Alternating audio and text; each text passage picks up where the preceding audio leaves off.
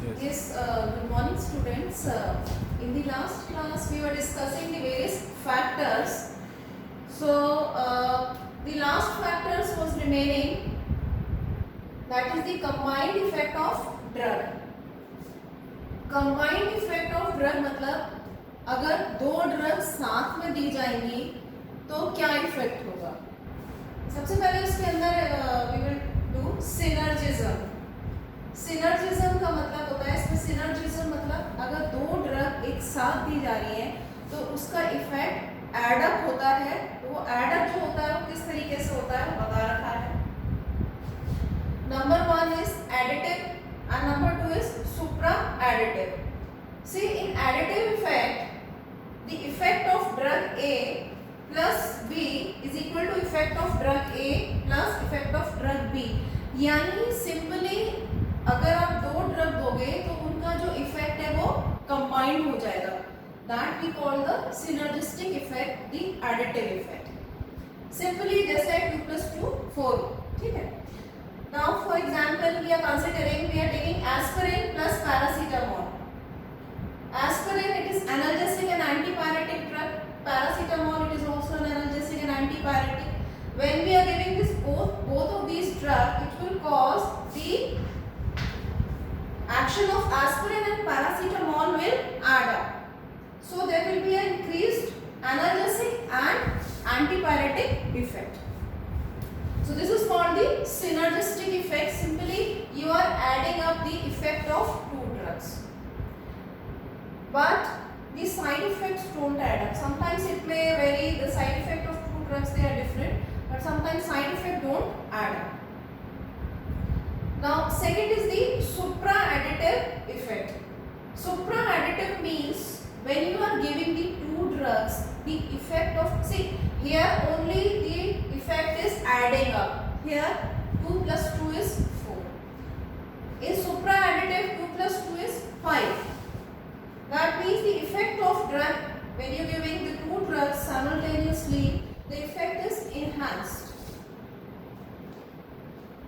It can be explained with this example, levodopa and carbidopa. See, levodopa, it is the drug used for the treatment of Parkinson's disease. Parkinson's disease के लिए दी जाती है। In Parkinson's disease, there is a decrease amount of dopamine. Dopamine neurotransmitter होता है, वो कम हो जाता है आपकी बॉडी में, and it will result into a disease called Parkinson's disease. Parkinson's disease हो जाता है ये। तो Parkinson's disease के लिए हम levodopa drug दे रहे हैं। अगर simply you are giving a levodopa drug, so what happens, this levodopa जो है ये काफी हद तक मेटाबोलाइज्ड हो जाती है, ठीक है। It is metabolised in the gastrointestinal tract में एब्जॉर्प्शन होगी। Most of the drug is metabolised और ये ब्रेन तक नहीं पहुंच पाती है जहां इसका असर होना चाहिए लीवोडोपा का, अगर सिंगल अकेले दी जाएगी।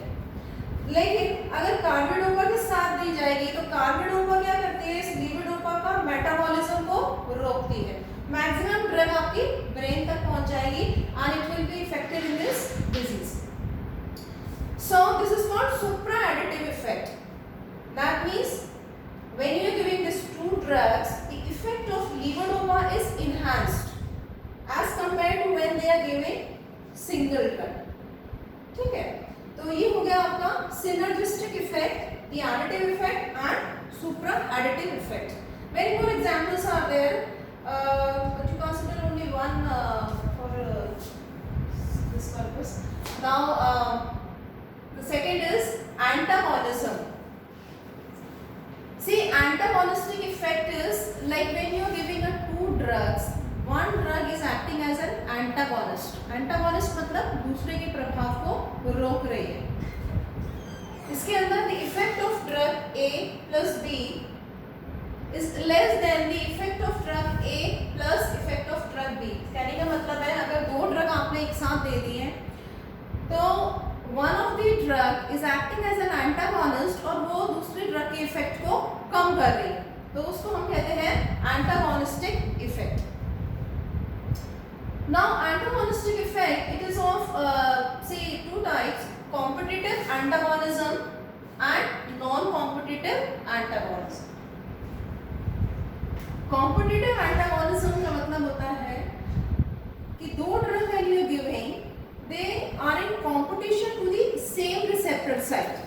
जैसे सपोज ये सेल है and suppose here is the receptor present. Now when you are giving any drug, suppose any drug you are giving, this is the agonist which you are giving, agonist is the drug, और इसके साथ आपने दूसरा drug दे दिया वो आपका antagonist है। तो क्या होगा, ये एंटागोनिस्ट जाके बाइंड हो जाएगा यहाँ पे और एगोनिस्ट का एक्शन नहीं होने देगा। तो इसको हम बोलते हैं कॉम्पिटिटिव एंटागोनिज्म। कॉम्पिटिटिव मतलब कॉम्पिटिशन इसलिए हुआ कि इसका जो एंटागोनिस्ट का जो स्ट्रक्चर है वो भी इसी की तरह सेम है और एगोनिस्ट का स्ट्रक्चर भी ऐसा ही है, same structure is there. So there is a competition between both of these drugs that which will bind. That means both are having the affinity. तो इसके अंदर आप देख लीजिए competitive antagonism and non competitive antagonism. Competitive मतलब antagonist bind to the same receptor site. Same receptor site मैंने बताया जहां एगोनिस्ट आपकी एक ड्रग जो आपने दी है वो बाइंड कर रही है, उसके साथ आपने जो दूसरी ड्रग दी है वो भी यहाँ बाइंड कर रही है, सेम साइट पे बाइंड कर रही है। लेकिन नॉन कॉम्पिटिटिव में कोई कंपटीशन नहीं हो रहा है दोनों ड्रग के अंदर। It bind to another receptor site, ये दूसरे साइट पे बाइंड करती है और उसके इफेक्ट को रोकती है, ठीक है, सेम साइट पे बाइंड नहीं करती। Then antagonist resemble chemically with agonist. See chemically resemble कर रहे हैं तभी वो इधर सेम साइट पे बाइंड हो रहे हैं, कॉम्पिटिटिव एंटागोनिज्म। नॉन कॉम्पिटिटिव में it does not resemble. Then next आता है आपका parallel rightward shift of DRC. DRC होता है आपका dose response curve. See dose response curve, इसको पहले आप समझ लीजिए कि डोज रिस्पॉन्स कर्व होता क्या है। डोज यानी जो डोज आपने दिया है, रिस्पॉन्स उस डोज पे क्या रिस्पॉन्स हो रहा है। तो डोज रिस्पॉन्स कर्व आपको इस तरह से समझाते हैं, जैसे कोई भी हमने प्रैक्टिकल में भी करेंगे तो कोई भी सपोज हमने बॉडी से कोई भी ऑर्गन आइसोलेट कर लिया, अब उस ऑर्गन को आइसोलेट करके उसको proper condition we are giving the condition that which is there in the body. आपने बॉडी से ऑर्गन निकाल दिया, you are providing the same condition to that organ, ठीक है। अब उस ऑर्गन को एक असेंबली है आपकी उस पर सेटअप करके और फिर हम ड्रग देंगे उसको, ठीक है। तो ड्रग का इफेक्ट देखेंगे हम, क्या उस ड्रग का इफेक्ट आता है उस पर्टिकुलर ऑर्गन पे जो ऑर्गन हमने बॉडी से आइसोलेट किया है। स्टूडेंट ऑर्गन बात होता है प्रैक्टिकल में, आप उस पर वहाँ इफेक्ट देखते हो कि क्या इफेक्ट आ रहा है। तो what you are doing, you are giving the drug. से सपोज आपने सबसे पहले 0.1 ml ड्रग दिया, ठीक है, 0.1 ml ड्रग दिया तो आपका जो भी आपका इफेक्ट आया वो ऐसे जो भी आपने ड्रग दिया उसका कोई इफेक्ट आएगा, ठीक है। Now when you are increasing the dose, आपने 0.2 ml बढ़ा दिया डोज तो उसका बढ़ जाएगा, रिस्पांस बढ़ जाएगा। रिस्पांस का मतलब है जैसे कोई भी आप ड्रग दे रहे हो, यहाँ पे एग्जांपल मैंने बता रखा है एसिटाइल कोलिन। एसिटाइल कोलिन क्या कर रही है, जो आपके जो गैस्ट्रोइंटेस्टिनल ट्रैक्ट है, जो जीआईटी ट्रैक्ट है आपकी, उसकी इंटेस्टिनल मूवमेंट या पेरिस्टालसिस मूवमेंट जो होता है उसको बढ़ा देती है, ठीक है। तो आप जैसे जैसे डोज दोगे आपका रिस्पांस बढ़ता जाएगा। आपने 0.1 ml ड्रग दिया, इतना रिस्पांस हुआ, 0.2 ml दिया, रिस्पांस बढ़ेगा, 0.4 ml दोगे और रिस्पांस बढ़ेगा, ठीक है। तो ये क्या है रिस्पांस। नाउ एक लेवल ऐसा आएगा, से सपोज 0.6 ml पे आपने कितनी भी आप ड्रग दो सेम रिस्पांस प्रोड्यूस्ड होगा, यानी अब ये आपका सैचुरेशन लेवल आ गया है। That means no more response is increasing when you are increasing the dose. अब इसी पर अगर हम ग्राफ बनाएंगे तो ग्राफ ये हमने लॉग डोज और परसेंटेज रिस्पांस पे ग्राफ बनाया है। देखिए जैसे जैसे डोज बढ़ती गई है response is increasing and at particular level the saturation is achieved. ठीक है, तो ये आपका डोज रिस्पॉन्स कर्व हो गया है यहाँ पे। नाउ जब हम बात करते हैं कॉम्पिटिटिव एंटागोनिस्ट की, तो क्या हुआ, ये हमने यहाँ पे हमारा ये एगोनिस्ट है, एक सिंगल ड्रग है, सिंगल ड्रग का हमने रिस्पॉन्स लिया है यहाँ पे। तो सिंगल ड्रग का जैसे जैसे ये देखिए जैसे जैसे डोज बढ़ती गई और ये आपका response percentage response is increasing. Okay, and this level at this particular level saturation is achieved. Now another drug you are giving, हमने सपोज एक एसिटाइलकोलिन से बनाया है, दूसरी ड्रग हमने साथ में दे दी है एट्रोपिन। एट्रोपिन क्या है, एंटागोनिस्ट की तरह काम कर रहा है। एट्रोपिन क्या कर रहा है, जैसे मैंने आपको बताया था कि यहाँ पे रिसेप्टर पे जाके, एट्रोपिन एक एंटागोनिस्ट है, ये रिसेप्टर पे जाके बाइंड हो जा रहा है और जो आपकी ड्रग है उसको काम नहीं करने दे रहा है, तो जो एक्चुअल ड्रग है वो आपकी काम नहीं कर पाएगी। ठीक है, तो क्या हुआ, अब ये आपका when you are giving this atropine what will happen, the response will decrease। अभी ये यहाँ पर इधर ही अगर आपने एट्रोपिन, यहाँ पे आपकी एक सिंगल ड्रग थी, अभी एगोनिस्ट था, सिंगल ड्रग थी, अभी आपने एट्रोपिन दिया तो रिस्पॉन्स आपका बहुत कम हो गया, very less response is produced.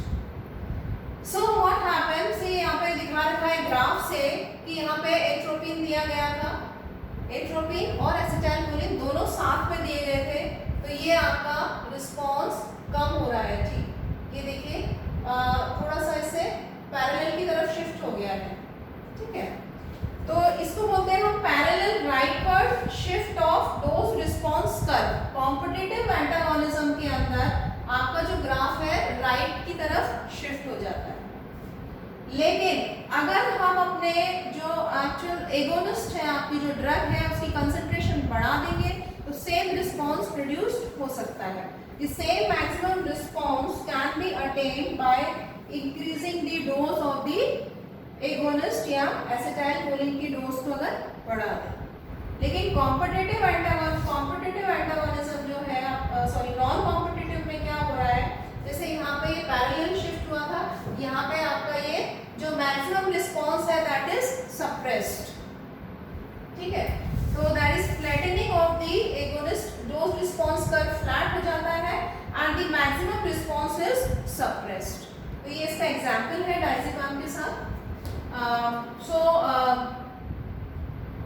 That's all for the factors affecting drug action. Briefly आपको पता होना चाहिए क्या synergism होता है, क्या additive effect, supra additive effect, what is the antagonism, competitive में दोनों एक ही साइड के लिए competition हो रहा है and non competitive में they bind to the different side. So that's all for the today's class.